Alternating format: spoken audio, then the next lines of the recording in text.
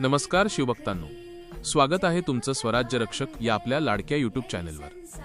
आज आपण आलो आहोत कोकण किनारपट्टीच्या एका अशा दुर्गम ठिकाणी जिथे समुद्राच्या लाटा थेट किल्ल्याच्या तटावर येऊन आदळतात। आज आपण सफर करणार आहोत पालघर जिल्ह्यातील एका ऐतिहासिक जलदुर्गाची म्हणजे शिरगाव किल्ला। मित्रांनो, शिरगाव किल्ला हा आकाराने छोटा असला तरी त्याचा इतिहास अतिशय मोठा आहे।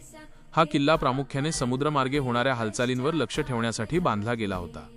1739 मध्ये जेव्हा चिमाजी अप्पांच्या नेतृत्वाखाली मराठ्यांनी वसईची मोहीम फत्ते केली, त्याच मोहिमेदरम्यान हा किल्ला पोर्तुगीजांच्या ताब्यातून सोडवून स्वराज्यात सामील करण्यात आला। मराठ्यांच्या पराक्रमाची ही साक्ष आजही इथे मोठ्या दिमाखात उभी आहे।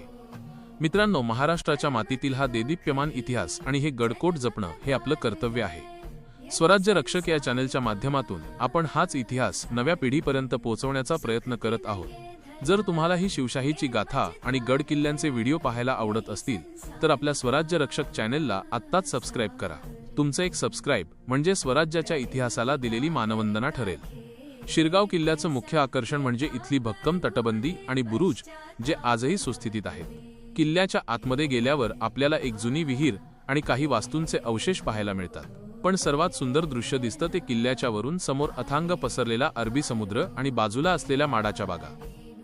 इथला शांत परिसर आणि इतिहास यांचा अनुभव घ्यायला प्रत्येक दुर्गप्रेमीने एकदा तरी नक्की यायला हवं।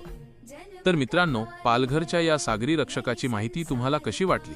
कमेंट बॉक्समध्ये जय शिवराय लिहून तुमची प्रतिक्रिया नक्की कळवा।